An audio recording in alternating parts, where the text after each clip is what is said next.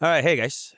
So this is going to be a topic that has been on my mind for a while. Partly inspired by this post that I read from Ruby Coco, and partly inspired from the overall sentiments that I see from like my own community and the general HSR community across social media. So I'm just gonna be yapping in the background. Either just play like, I don't know, like Uma Musume or like DU or like story play or like whatever kind of footage in the back. Okay, you know what I'm saying, right? Okay. Yeah, so I'm just gonna be talking a little bit about like my 2 cents on Honkai Star Rail, specifically regarding the direction of how version 4 is gonna be like going forward.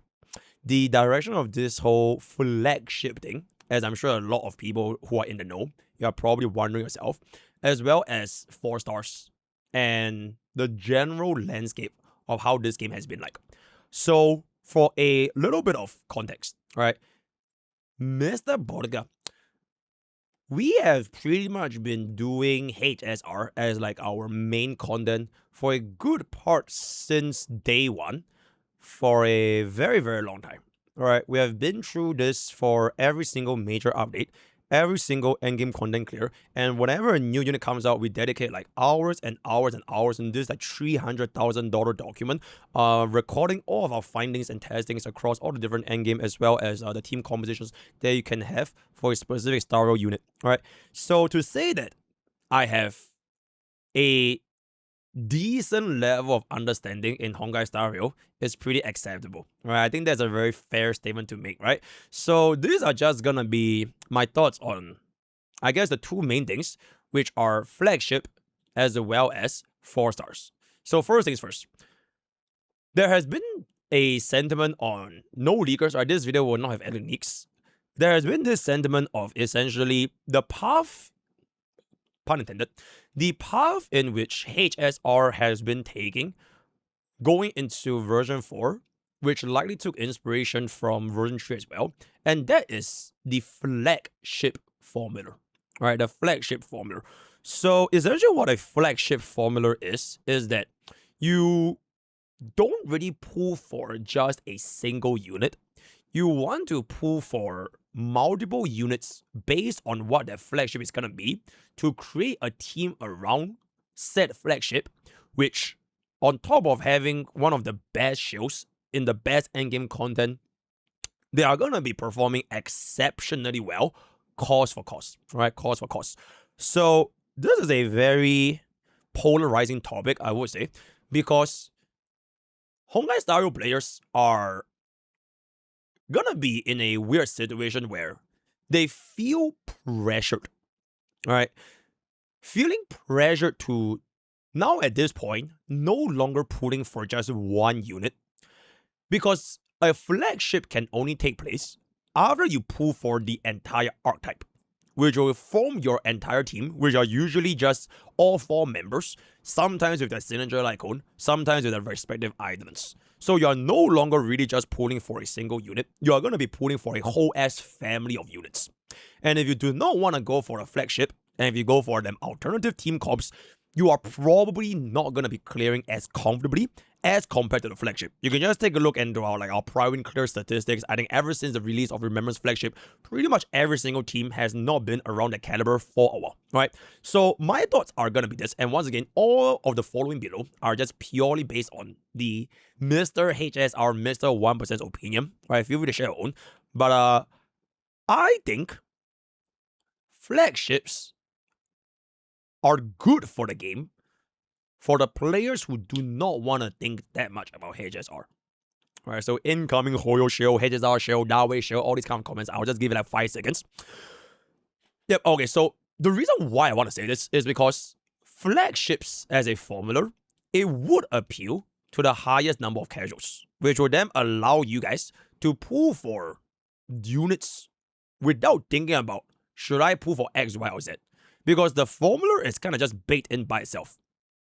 It's very, very obvious which units you want to pull in the flagship, and the moment some unit comes out which is not part of the flagship formula, as a casual player, you are going to be very easily able to identify them and skip them. I think flagships generally makes it a lot easier for the casual player base to pull their units, because if you were to compare them to the initial wave of version 1, and early version 2, it will be more difficult for casuals to identify team comps that they want to invest in. Because frankly speaking, back in version 1, there are like a lot of different teams which are like alternatives to play. Similar to how, if you want to think about it nowadays, we also have a lot of different DPSs in version 3. But if you want to pull them to their highest efficiency, you would often end up thinking of like, what is the best vertical cost investment, right? Should I even pull for this support? Should I pull Fuke for Super Break, right? Should I pull Topaz for follow-up? Should I pull Sunday for my Jingyuan? And all these kind of things.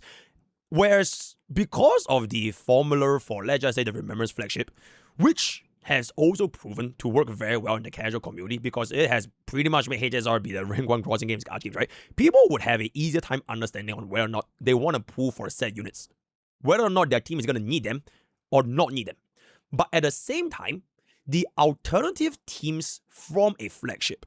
So if Remembrance Flagship was going to be the main team, all of the other teams, for example, your Finance, your Midas, Herta, Agalea, Anexa is going to be a special case because I think Hoyo kind of just made him very, very strong. Saber, Archer, even your version 2 DPSs like your Aircron, Fei Xiao, Yunli. Okay, Yunli is a little bit questionable. Super Break.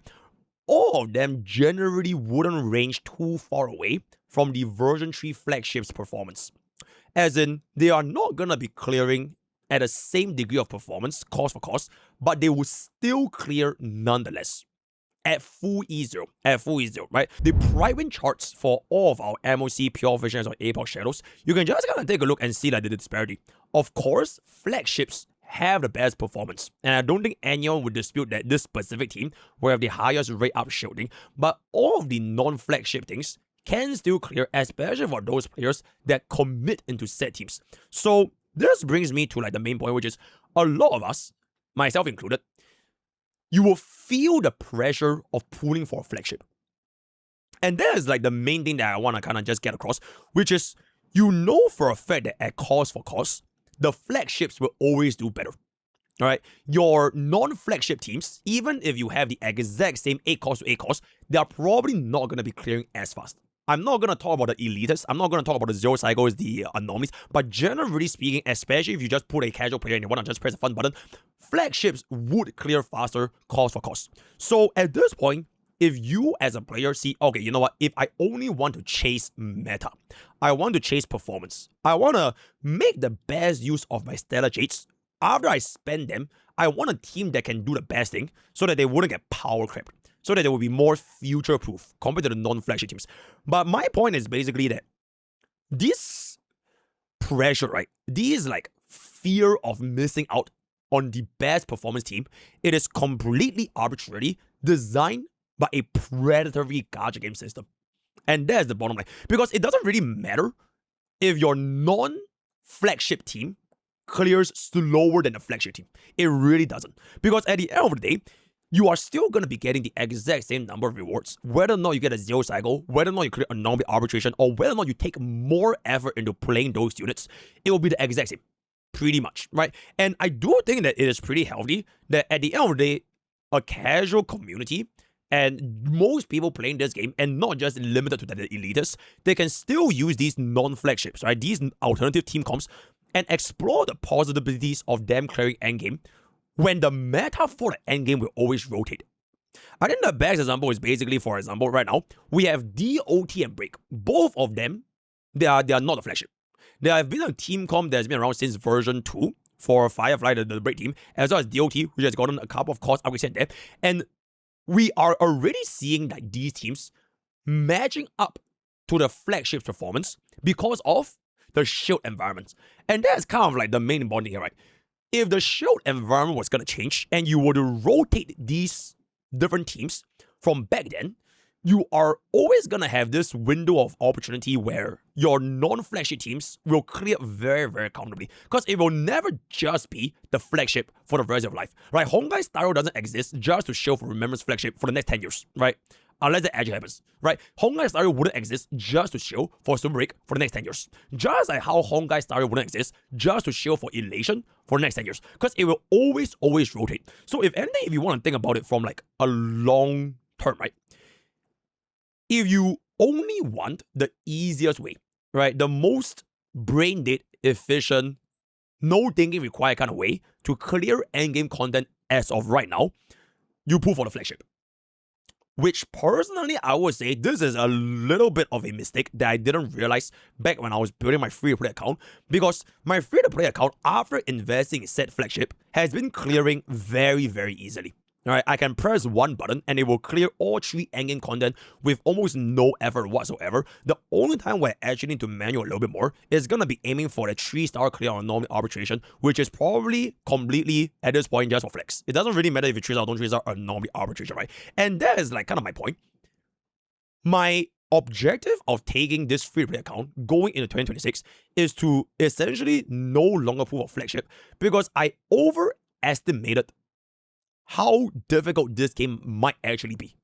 Like, I was thinking to myself as a free-to-play back in 2025, I want to take the most efficient and the easiest way of clearing endgame content, because a free-to-plays, they will have worse relics, they will have worse qualities of gear, right? You'll have like no synergy, you have no vertical investments as a free-to-play. And I was thinking to myself, okay, if I'm not going to be having access to these things, I do want to just build that one team that will have the performance for the easiest amount of cost as well as time investments, right? So I would say going in 2026, it will be very interesting to see how my free-to-play account will be doing without pulling for the flagship, but still maintaining to the same philosophy for pulling in a team comp for Honkai scenario, which is essentially don't pull for multiple different DPSs, don't pull for all these DPSs with like almost like no additional cost investments, and essentially just pulling a new DPS for the sake of pulling a new DPS. Because whenever a new DPS comes out, that shield environment is always going to make that set DPS a lot stronger than they are actually supposed to be, right? So with that being established, I still personally believe, flagship or not flagship, if you are a free-to-play player, you can't really afford to pull for every other DPS and you lead them at a low cost while you still hope that their performance will match up to this current standard going forward. It's like expecting their shield performance to be how they're supposed to be doing for their future performance, which doesn't really make sense. So I also don't really understand. There is this sentiment where I've seen a lot, by the way. I've seen this comments ever since I made my E1 Chibi on my free-to-play account, right? When I pulled for the E1 Chibi, since that day onwards, we have like a lot of comments saying like, why did this free-to-play account pull for an idol? Why did this free-to-play account pull for a signature Lycon for the casters? Or a signature Lycon for the Evernite or for Hyacinth? Because at the end of the day, if a free-to-play player is not going to be able to pull for multiple DPSs, because if you pull for multiple DPSs, you will need to make those DPSs better by investing in them vertically, right? So if I can't do this for so many DPS, then why is it so wrong for a free-to-play account to go for a Signature Lycon or to go for an E1s for that one team that they know that they want to play for like a long period of time? And if anything, in the grand scheme of like things in HSR, you would technically just save you way more pulls as compared to you building up so many different teams with so many different vertical supports as well as sustains, right? I think the best example is at the end of the day, if you wanted to, let's just say, pull for an Acheron back in those days, right? If you already made an Acheron team in version 2, but you're thinking to yourself, okay, wait, the flagship in version 3 is Remembrance. It would be way more expensive to pull a Remembrance flagship from the ground up as compared to if you still wanted to make Acheron work, you maybe get her like at most 1 or 2 costs in the forms of, let's just say, like a Cypher or like a Cypher S1, right? Because it will ultimately take you more pulls to construct a team all the way from scratch over again. And if you were to repeat this process for like different DPSs, you can see like a lot of pulls will be going into a lot of different teams, and it is something that a free-to-play account just simply cannot sustain in the long term, right? This is why my philosophy for a free-to-play is always gonna be never go all the different DPS at the same time. It is not to be mistaken as go all in E6. I think E6 is a little bit crazy, and frankly speaking, I don't think E6 is the right place as well, because no matter how deep you want to invest in a unit, right? Who is to say a E6 unit will never be power creep? Because I think the best example is nowadays, an E6 Acheron's damage probably do not match that Remembrance flagship team for 7 costs. It is just a matter of fact. But there is somewhat of a middle ground where you don't go all in for that one team, but also not spreading your resources too thinly for like so many different teams at the same time, right? So that is pretty much my take on this whole flagship thing for the HSR thing. I think as long as you can manage your pools and still build and pool units in HSR with the right mindset, flagship is gonna be a great thing. All right, I'll try to prove it in 2026 that you don't need flagships just for the sake of clearing endgame content on a free-to-play account. So we'll see how that goes. And now I'm gonna be talking about the second thing, which is the whole 4-star issue, right? Because HSR has not released a new 4-star, I think at this point, probably close to a year. I think our last 4-star was essentially Mose. So it's been a long time, right? Now, I actually think this lack of 4-star is a little bit concerning because my guess as to why there are no new 4-stars is that they are scared that they cannot balance a 4-star properly, which is pretty much seen from both Gallagher as well as Mose, the most recent 4-stars, with both Gallagher and Mose fulfilling their 5-star counterparts' roles to a similar caliber or sometimes even outperforming them. So I think the best example is, right, I would love to have, like, let's just say, a 4-star Hyacinth, or like a 4-star Ceridra, or like a 4-star Evernite. I'm not saying they should match, but it would be really nice if they just made it like one tier below, like the 5-star counterparts. It will not be an exact 1-to-1 replacement, but it would give me a lot of options to explore these different things without fully committing. And I think that is like a very important thing, especially for that free plays, because you don't really know if you want to commit all in for the cost just for that one set team. So it would be nice if, let's just say, right, I'm not sure if I want to play Final. I'm not sure if I want to boost Ceridra for Final. But if I do have a 4-star Ceridra, I can essentially have like this trial period where I run this 4-star Ceridra with Final. And after I say, okay, you know what, I really like the way this team plays, I think I want to commit into Final, then I will eventually get myself the 5-star Ceridra, which will then do this 4-star job a little bit better, right? So having a lack of this is going to be not too good, right? It's just going to be not too good. So for two different perspectives, on my free-to-play account, I don't want to feel the pressure of committing all in for their vertical support or the vertical sustain at the exact moment. So having this 4-star alternatives, it would allow me to potentially stall for their rerun in the future. Because I haven't really decided if I really want to commit at all, right? So that's my favorite account. On my main account, I think you guys have seen from all my content, I love this kind of like experimentation, just seeing like how they are actually going to be doing. For example, it was very surprising that our 4-star Break Xueyi was having insane performance compared to an actual 5-star Break DPS, considering the fact that they are running the exact same cost for the supports. And it was also really surprising to see like our Gallagher's perform, like main DPS 1 cost clear Gallagher or like Han March 7, right? Like these are the kind of things that I would experiment on my main account. It is just for fun, right? Because I know it is not going to be relatable for free-to-play accounts to have that level of like support investments or like the Reddit quality investments. So my bottom line is like 4-stars in HSR, the past 2 4-stars they released, they were too close to their 5-star design, which I think it made them realize that, oh shit, if I make them that good, then players probably wouldn't want to pull for the other 5-stars anymore, which potentially might be the reason why you are feeling way less inclined to pull for Lingsha. I'm not saying that Lingsha is fucking useless, but because of a unit like Gallagher's existence, her value will inherently be bumped down because you can't really exactly tell what is the big difference between running a Gallagher and Lingsha anymore, right? Unless you run Lingsha main DPS, which is a topic for another day. The 4-star themselves, they don't need to be tier 0s. They don't, right? They simply just need to be a good enough like tier 1 or maybe even like 1.5, and I feel like it will be more than sufficient for all of HSR endgame. And another example is that, let's say they don't create like sustains and supports. They made like a 4-star DPS. I think a 4-star DPS is one of those things that it just really wouldn't hurt their bottom line because you are essentially trying out these new 4-stars for fun. I don't know what is the comparison in other games, but let's just say like, for example, I think I heard from my Genshin main chat that Garming, right? Garming is like really strong, even though he is a 4-star DPS itself. Or like for my Warning Waves, all those like different 4-stars, like let's say Dungeon, right? If you want to try playing with them, will they be meta? Obviously not. They're not going to be tier 0. But still having the options to explore these other things at the same time, it would be nice for the community to have without hurting the balance of the game by that much. Because the fundamental principle of you trying to clear endgame as best as you can, and not just clearing as a casual perspective, is still logging in to that team that you want to play. as a free play, right? As a free play. If you are a whale or a light spinner, you want to pull for waifus, you want to pull for husbandos, you only want to pull for your favorite units, then there's nothing too much to be said over here, right? So that is pretty much the 4 stars thing. Now I know there's this other topic where the community sentiments on 4 stars versus free 5 stars. All right, I think I've seen this quite a bit, which is my bottom line for the free 5 star is that they are nice, but if I do not want to commit into those 5 stars, for example, the free archer or like the gold companion token for like the free runmate, then I wouldn't really be impacted by that much anyways, because I would still want to pull for my selected teams on a free play account. So even till this day, archer is still level 1.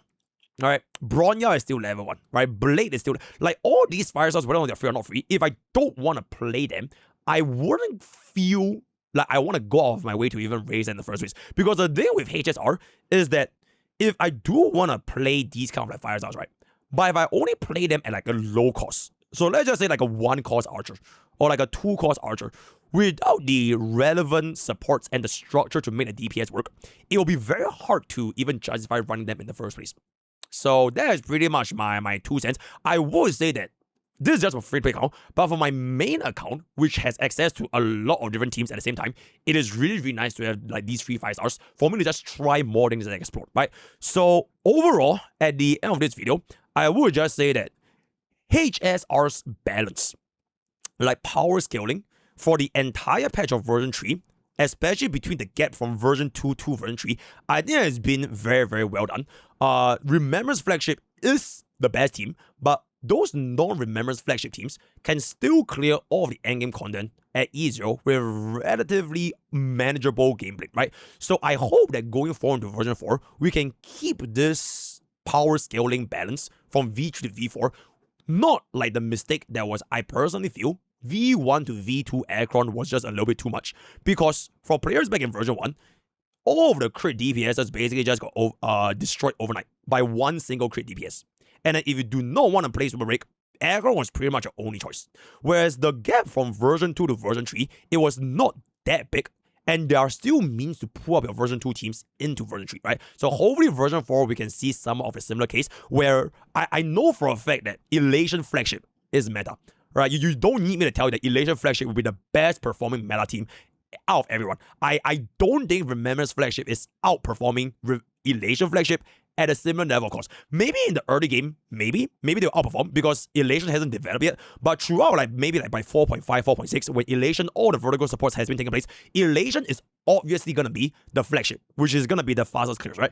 But it's okay to not have them and still run these alternative teams to clear in the new version 4 endgame content. And at the end of everything, hopefully we see some new 4 stars, which I personally think that can only be benefits without any of the negatives, right? So let me know what you guys think in the comments below. Word of the day is gonna be, guess the background footage gameplay that my editor is going to use. Join Discord, join the use code Pokke for 10% off gamer subs. All the best at Gacha Boost.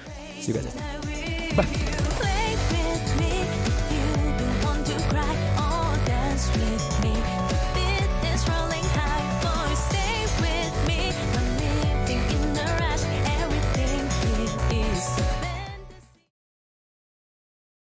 Hey guys.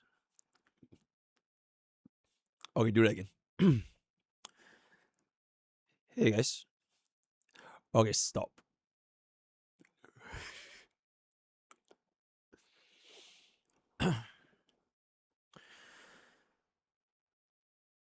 Hey guys.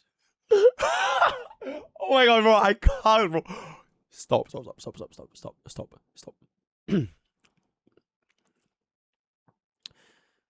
Hey guys.